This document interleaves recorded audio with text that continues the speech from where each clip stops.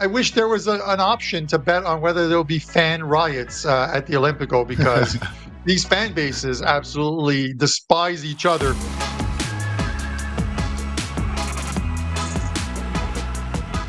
Hey guys, welcome to Stoppage Time.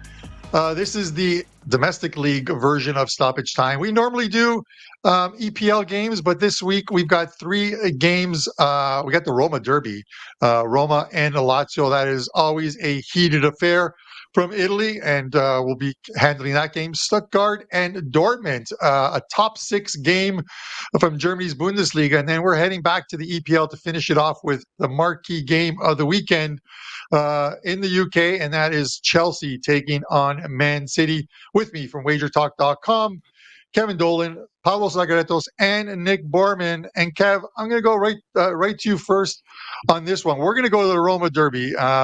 Roma's in action today on Thursday, day of taping. Lazio plus 187. The draws plus 218. Roma plus 159. A lot of plus money across the board if you like a side or even the draw in this one. Where are you going? Tell me what you think about this Roma Derby. I love the Roma Derby. I'm a huge Roma fan. Spent some time in Italy, so cheering on my boys this weekend. But this is a kind of tale of, what you like when it comes to handicapping a little bit, because recent results going back to 2021 in this series have tended to see either one or the other of these two teams dominate this fixture. Lazio 3-0 winners back in January 2021, Roma 3-0 winners back in March 2022. So, the general theme across those stretch of games over the last 2-3 years has been the both teams to score no, which has cashed in 5 of the last 6 meetings between these two teams. And going by the odds, it's marginally expected to do so again this weekend. But I'm going to buck those recent trends here. I'm going to instead look for both of these teams to find the back of the net in this one. Roma's offensive numbers have been really, really solid over the last 4 or 5 weeks. Only Inter have scored more total goals than Roma across that time frame. The Giallorossi, how's my Italian, have the league's highest offensive XG rating since October 1st as well. And, they face a Lazio team that are steadily continuing to improve in front of goals this year. Their XG continues to climb from a dreadful opening couple of weeks. And they've only been denied once at the Stadio Olimpico this season, that coming in their very first game against Genoa. So, with both teams coming off a short week here, fatigue always plays more of a factor on defense. I think we see both teams find the back of the net in this one. Possibly a 1-1 type of scoreline here. It's going to be tight. And cash that BTTS ticket in the Battle of Rome. I can see that. You look at these two teams this season, Nick, before I send it over to you, and it just seems that Roma always finds a way to get there, get to the finish line. Lazio, it doesn't surprise me. Each and every week, I look at the results and I look at it, and if Immobile hasn't started, he comes in the second half, he somehow finds himself on the right end of having to take a penalty and give Lazio a win. 1-1 draw with an Immobile penalty. What do you think, Nick? That seems like a very plausible final score. I'm not going to go completely against Kevin because I'm not betting both teams to score no, but I don't see a lot of action here, and I'm thinking the under 2.25. So we both could cash with that 1-1 result, Carm. But these are two teams that I absolutely hate to bet. I'm going to say that first of all, because neither one of them can ever be trusted. They're the biggest, to me, Jekyll and Hyde teams you're ever going to see. You bet on one when they look like they should be the clear-cut favorite and winner, and boy, do they lay an egg, and vice versa. So from a side perspective, not touching it, can't separate them, have no clue, would not be surprised about either one. But I do think it's going to be a little later scoring, and that's kind of, Kevin mentioned about the both teams to score no trend. It's also followed a little bit of an under trend, as well as 8 of the last 11 for Lazio have finished under this total. So what I'm really looking at here, Kevin mentioned Roma about their offensive numbers, but I'm going to dig in that a little further. Who has Roma played, right? I honestly think they've been one of the most untested teams in the league. They played Inter 2 weeks ago, lost 1-0, and then they played Milan back at the beginning of September, lost 2-1. Otherwise, it's been all bottom half of the table teams, except for my beloved Monza, who I'm a big fan of, who currently sit 9th. But they really have played nobody in Serie A other than those two teams. against those two teams, 0.41 expected goals created against Milan, 0.5 against Inter. I'm not suggesting Lazio is either of those two teams because I am the biggest Lazio, I don't want to say hater, but they were one of the biggest overperformers in Europe last year, and I couldn't fade them fast enough for this season. So far, that's turned out to be great.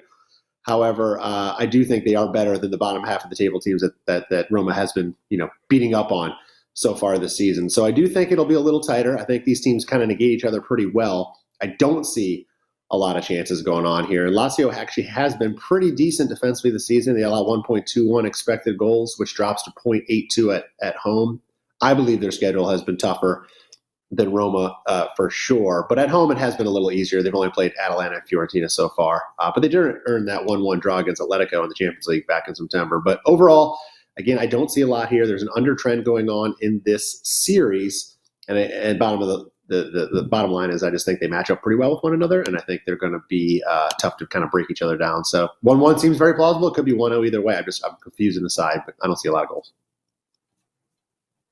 All right, Nick Borman of WagerTalk.com. And guys, I'll have a promo for you after the second game, but I got to hear Pavlos' thoughts on this game.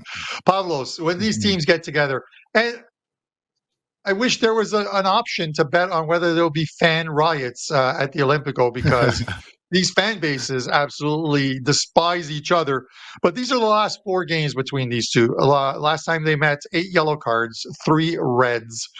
5 yellow cards. So those are the 2 games last year. And then the previous year, 7 yellow cards in both matches. Tell me you're looking at yellows here.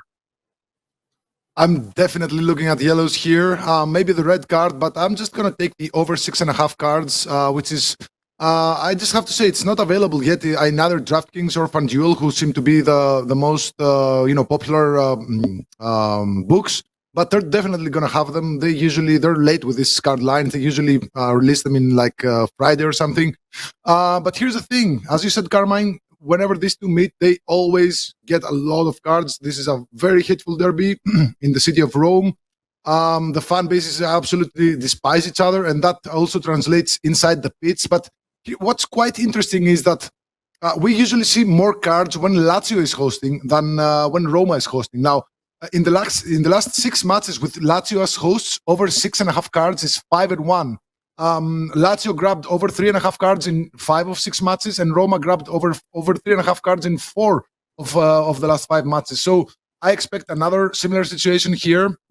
We were discussing about this in the studio prior to this show, and Carmen said that Roma are resting several players in their match against Slavia Prague tonight in the Europa Conference League. I think they're just sharpening their knives for what's about to happen in this match. And, there's everybody, even if they came, if they're 1 season in the team or 10 seasons in the team, everybody's fired up for this Roma derby. This couldn't be any different. And you always have to look at the referee stats. And the referee, Davide Massa, he officiated the same Lazio-Roma derby last season. He awarded 11 cards and 3 reds, as you said, Carmine. He also awarded 7 cards in the Inter Milan versus Roma match, 10 cards in the AC Milan Roma match, and 7 cards in the Inter Milan AC Milan match. Last season, he had an average of 6.65 cards per match in the Serie A, and this season, he has an average of 6 cards per match in Italian competition. So give me the over 6.5 cards, minus 115. I think it's playable to minus 130. If it's lower than minus 130, maybe you should turn, to maybe Lazio over 3.5 cards. But over 6.5 cards should be a lock here. And keep in mind that most sports books, they count a second yellow as a third card. So yellow card is 1 card, second yellow is 1 card, and the red that follows is a third card. So if a player gets 2 yellows and a red, that's 3 cards. So over 6.5 cards, minus 115. Don't complicate it. Don't complicate it. I love it. Let those yellows fly. Wait, hold on, Pavlos. I'm reaching out. There you go. There's the first yellow of the game for you. I've got a yellow. There's a red there. I'll give it to you after the second game. But we've got to get to that second game. And Kev, it is Stuttgart and Dortmund. Some more plus money across the board here in this Bundesliga game. Stuttgart plus 158. The draws plus 276. Dortmund plus 155. You look at these teams in the standings. This is truly a top 6 game between these two. You got Stuttgart on 21 points, sitting in third. Dortmund on 21 points as well. It's been a great season for Stuttgart. The last couple of games, obviously not as much, losing both of those, allowing 5 goals. Prior to that, they had only allowed 8 goals through 8 games, playing extremely well defensively. And I'm going to get this guy's name wrong, but if you ask somebody, is there a runaway winner as far as scoring in the Bundesliga? Everyone would say Harry Kane. He's got 15 goals. This is runaway. Well, for Stuttgart, and he's been injured for the last couple of games, and Pavlos probably has a proper spelling or proper pronunciation.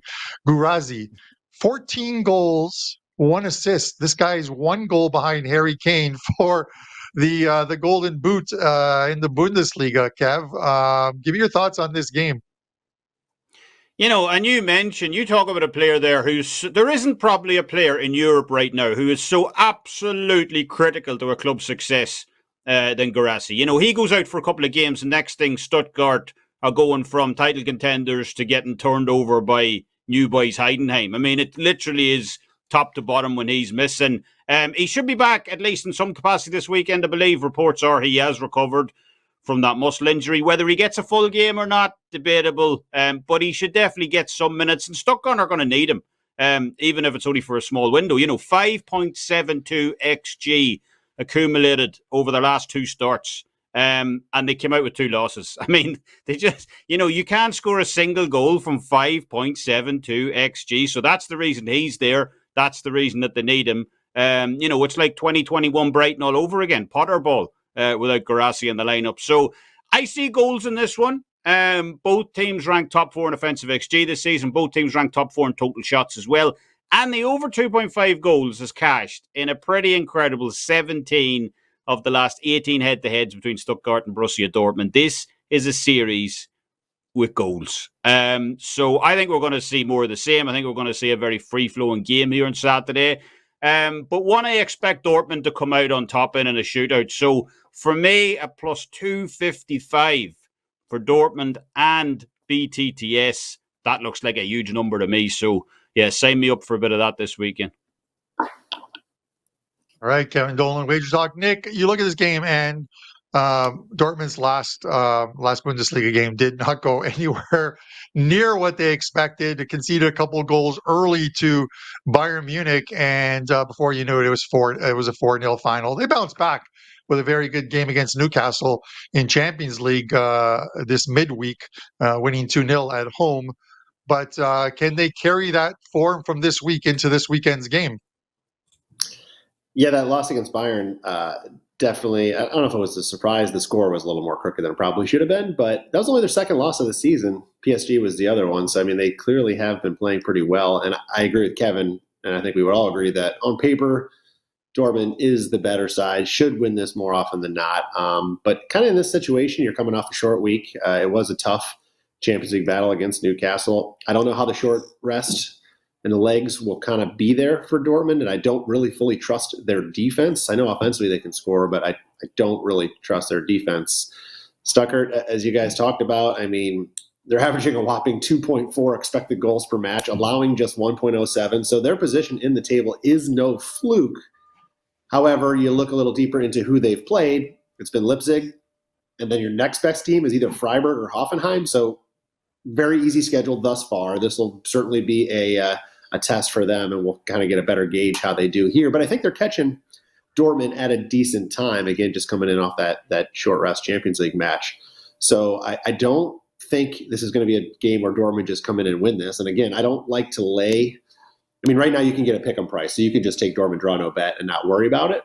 But I don't like to bet on road teams a lot of times when they are not trustworthy on the defensive side, and I think that's kind of what we're looking at here. So I'm a little weary to bet on Dortmund, though the draw no bet is somewhat of a protection. So I'm struggling to separate these teams. I think what this could end up doing is being like a 2-2 type of a draw. And I don't bet draws very often, but when I'm really struggling here, and I even looked at the total, and I'm like, you know what? I could see this being, lower scoring 2-1, maybe tire legs, what else? But it's the Bundesliga, and Bundesliga in general is high scoring, and this thing could end up in Pavlos' favorite scoreline is 3-3 too. So I couldn't pick a side. I couldn't pick a total. I think draw has decent value here, and I would not be surprised. I don't know. 2-2 for some reason is just sticking out in my head as a very plausible scoreline at the end of this match. So I'm actually going to, for a rare time, go with the draw. It's plus 250 right now. All right. And yeah, Pavlos, his favorite scoreline is 3-3. That's the four-leaf clover of final scores, I think. Every time I look for one, I can't find it. I'm probably not having enough Guinness beers, Pavlos. Give me your thoughts on this one. Kevin mentioned the XG generated by Stuttgart. It's such a high number for this team. And if he's back in the lineup, whether it is for the opening 45, or whether it's for 60 minutes or even just the second half, you got to feel like Stuttgart are going to generate some goals in this one. What are your thoughts? Yeah, totally agree. Stuttgart were totally different without Serhou Guirassy in the starting lineup. However, his substitute Undav, who came from Brighton, I believe, over the summer, he's been really good in the last. I think he scored 5 goals in the last 6 matches. So even if he comes in as a sub at the later stages of the match, or even if he starts at the place of Guirassy, he's been really, really good. And it goes to show that even if Guirassy doesn't play the full 90 minutes, even if he starts and has to be substituted at the end of the match, or if Undav starts and Guirassy plays the final 30 minutes or something, they do have some really well-oiled offense so far in the season. And as for those, XG generated that didn't produce goals, there are several reasons for that. First of all, of course, Guirassy was missing. Second was that they were awarded a couple of penalty kicks. Silas took one and Undav took one. They both missed. Keep in mind that Guirassy is the designated penalty kick taker for Stuttgart. So if he was in there, they probably would have scored like 2, 3, maybe 4 goals. Now he's back.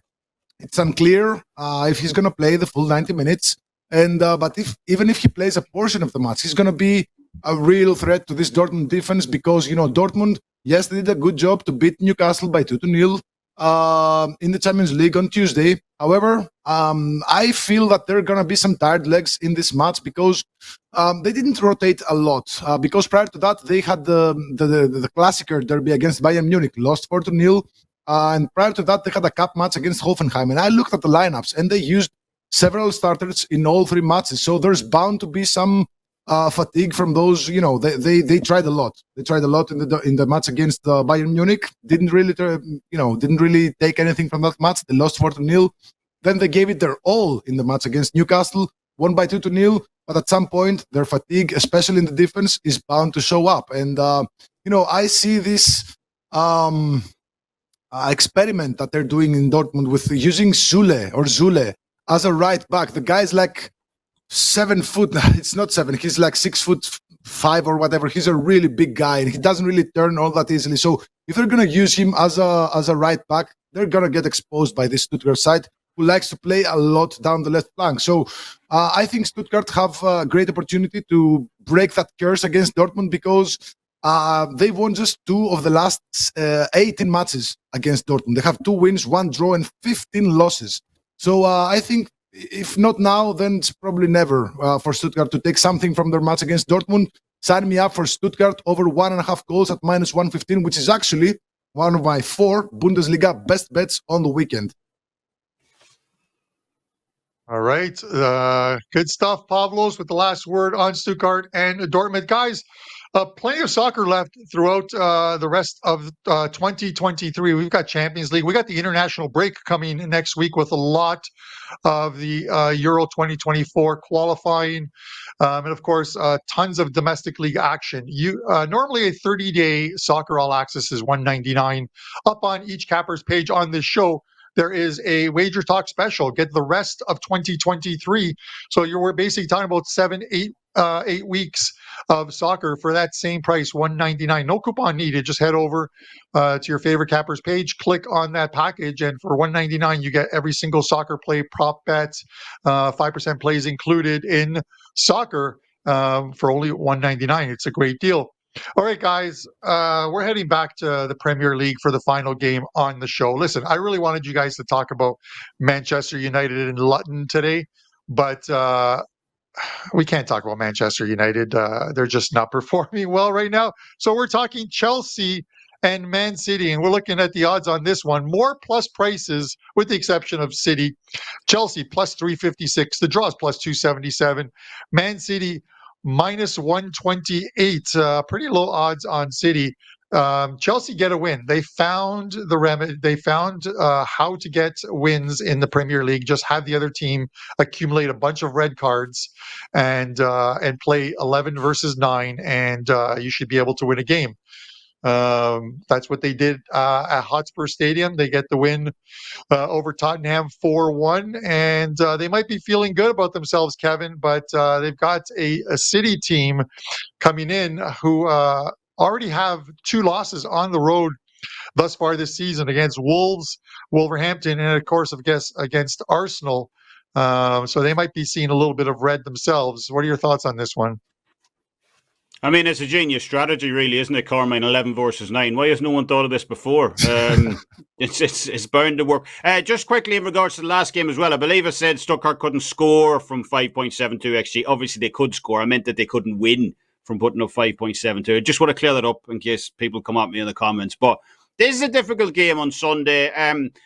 I am looking at having something from a Man City perspective, possibly a team total, possibly an over this weekend. I'm still deciding to fire. But from a Chelsea standpoint, it really is up in the air. We learned absolutely nothing from Monday night's game against Tottenham in regards to whether Chelsea are back or whether they're not. Because, Tottenham lost that game. It wasn't really, they looked good early, before the wheels came off. So we didn't learn much about Chelsea. And I wrote an article for this game earlier in the week, actually, where I mentioned Chelsea's home form, is a concern this year. They've scored almost half the number of goals at Stamford Bridge than they have done on the road. The defensive XGA numbers fall from 4th in the league to 11th based on those home-road form splits as well. So on both sides of the ball, there has been a fairly noticeable drop-off for them in West London. Now, Nick mentioned in the first breakdown, when you factor in strength of schedule, that has played a part in those numbers, but it's definitely not the whole story. They face Luton at home, they face Nottingham Forest at home, they face Brentford at home. So it hasn't exactly been, a murderer's row schedule that they've faced. So the question really boils down to me in this one is, can Chelsea score? Brentford blanked them in this venue. Villa blanked them in this venue. Forest blanked them in this venue. So, City are more than capable of doing the same here on Saturday. And a plus 230 for Man City to win this game to 0 again looks like a pretty generous price on something they've already handed out to both Manchester United and Newcastle this season. Chelsea, Man City seem to take the foot off the gas against weaker teams, your Bournemouth, Sheffield United and so on. But when they believe there's a threat, now that's another question. Do they believe Chelsea might be a threat? That's debatable as well. They really do switch it on and shut it out, like we said, against Manchester United and Newcastle. So Man City to win to 0 plus 230 again looks like a pretty big price. It certainly does. It certainly does, Kev. I'm looking at it, and Nick, I haven't seen any reports. I checked a couple sites. Holland against Bournemouth, the game in which they won 6-1. They're well in control in that one. Holland came out in the 46th minute. I think Pep had said that something happened. He felt something in one of his muscles, but he started against Young Boys at home in Champions League this midweek, but again, came off in the 60th minute, but they were well in control again in that game. I think up 3-0 with him in or out of the lineup. And I'm not saying he's going to be missing, but do you look at this game any differently? Last year, both games, 1-0 finals for City. What are your thoughts here? Well, forget just last year. The trend since Chelsea beat Man City in the Champions League final 3 seasons ago has been all City, 6 wins from 6 matches, all to 0 to back up Kevin's thought. And actually, there was 4 Premier League games and 2 cup matches. All 4 Premier League matches ended 1-0 to the City. So interesting way to maybe go for a correct score. I'm going to continue to make the argument that I don't believe Chelsea is as bad as they are in the table, and I don't believe they are as bad as they were last year. If you look at their expected goal differential, love to do that, right? Kind of gives me a good forecast of what to expect going forward. Last year, they deserved where they finished. They finished with a negative expected goal differential per match, minus 0.08. So they were a mid-table team at best. This year, they have a plus 0.9 expected goal differential. That is fourth. They're fourth in the league in expected points behind only City, Newcastle, and Liverpool. I think you can make an argument that Chelsea probably deserved a few more points along the way. Obviously, doesn't matter. Results are all that matter, but it is a good metric that I like to use to really get a better gauge on teams and what I think their true strength is. Obviously, a long way to go, but if they finish anywhere near that differential by the end of the season, they are going to climb this table, and they will be in that top four. Not in the top four necessarily, but battling for that top four, closer than they are now. But that being said, I have to agree with Kevin as far as City are the better team. City have proven it in the last couple of years that they can beat Chelsea and they can keep Chelsea off the scoreboard. So I say all that, but I don't necessarily think Chelsea are going to get a lot of good looks in this match. City, fifth match in a row. They just won, beating Young Boys in the Champions League. It's been an easy schedule, but it was a good rebound after that 1-0 loss to Arsenal before this run has started. So it's good to see them come around. And it seems like Pep just has something, blood out for Chelsea, obviously because of that Champions League loss a few seasons ago. So Chelsea does have the benefit of being fully rested for this match, no European fixtures.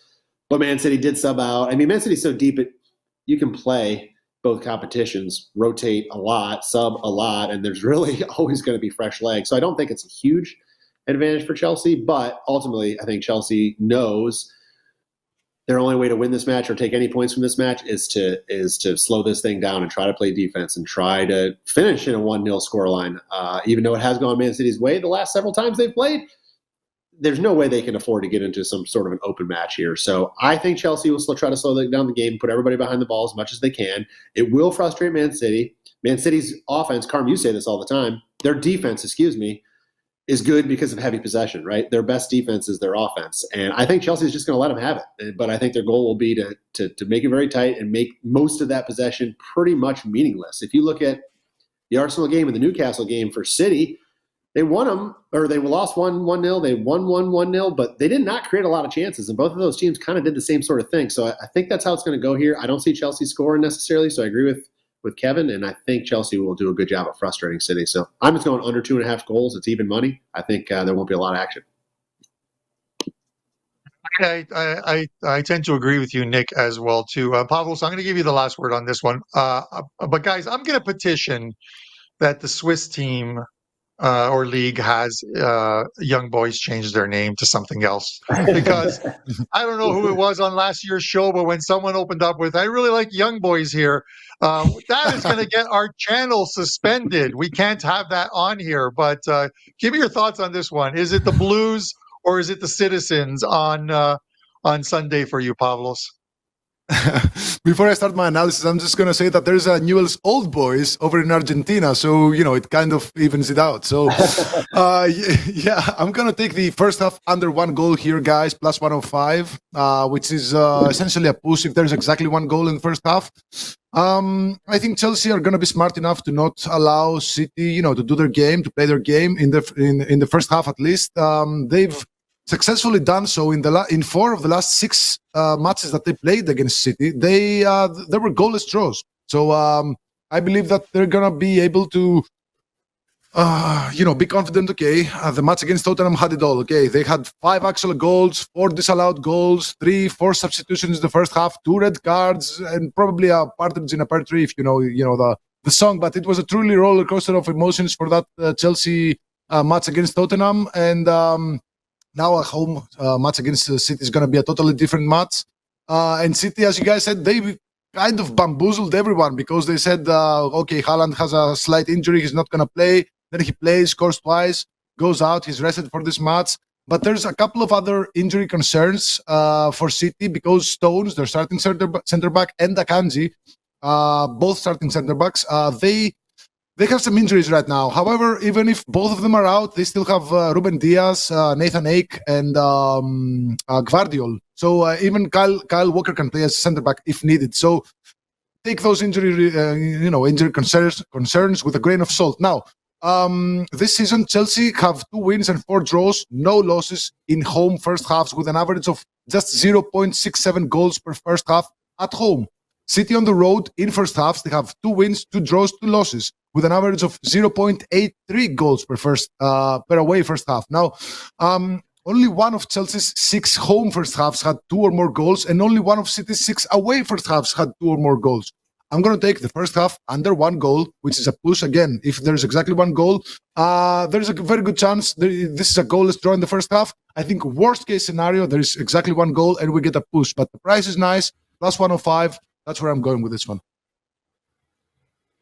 All right, there you have it, guys. 3 games: Lazio, Roma, the Roma Derby, Stuttgart, Dortmund, Chelsea, Man City. Kev, we're going to go up to you. We're having a look at your leans. Tell us what you have up at WagerTalk currently. College football 2-pack is already posted for this weekend. Carm will have NFL and the entire EPL and Euro soccer slate posted up overnight as well. Been a great week in soccer. Swept the midweek Champions League card on Tuesday and Wednesday. And if you're looking for some extra value as well, lock-in code ALL30, ALL30 for this week only knocks a full $50 off any 30-day package, whether single sport, 30-day soccer, 30-day NBA, or 30-day all access as well, your choice. So big savings there, and gearing up for a big weekend ahead. Yes, that's a great deal. All 30 will get you that, guys. Nick, what do you have up at WagerTalk? And we'll have a look at your leans. Yeah, I have one best bet so far loaded for the weekend's card in Serie A. Been going pretty late on the weekends. It's been working very, very well, so hopefully we'll continue that going. MLS is in the playoffs right now, and it's been a great start to the playoffs, up over 50 units still on the season, regular season and playoffs combined. And all 3 of my futures are still alive. Cincy, Philly, they play each other next round, so I'll lose one, but guaranteed one in the conference final. And then hopefully Seattle can get through in game 3. But MLS card will be up at the end of Thursday, and full domestic league card will be up as well. Golf, our tournament already started by the time you're watching this show, so can't grab this week's, but of course we have next week's. And you guys already mentioned the good promo. Get the rest of the year for just $199. A lot of soccer action to go, so looking forward to that. All right, and best of luck with those golf plays as well. Nick, Pavlos, what do you got up there at WagerTalk? And let's have a look at your leans. Okay, I have a 4% best bet in the EPL for Saturday, number 1 in EPL profit this season. I have four best bets in the Bundesliga, number 1 in the Bundesliga profit so far in the season as well. Number 1 all sports profit in year to date and last 365. It's been going amazing. I think this is going to be a very strong weekend. 5 plays loaded right now. I'm going to have, I think, 1 more in the MLS, and that's probably it. But it's going to be a big weekend. Very few plays, but they're all very strong. All right, there, guys. There you have it. 3 games, a ton of opinions on them.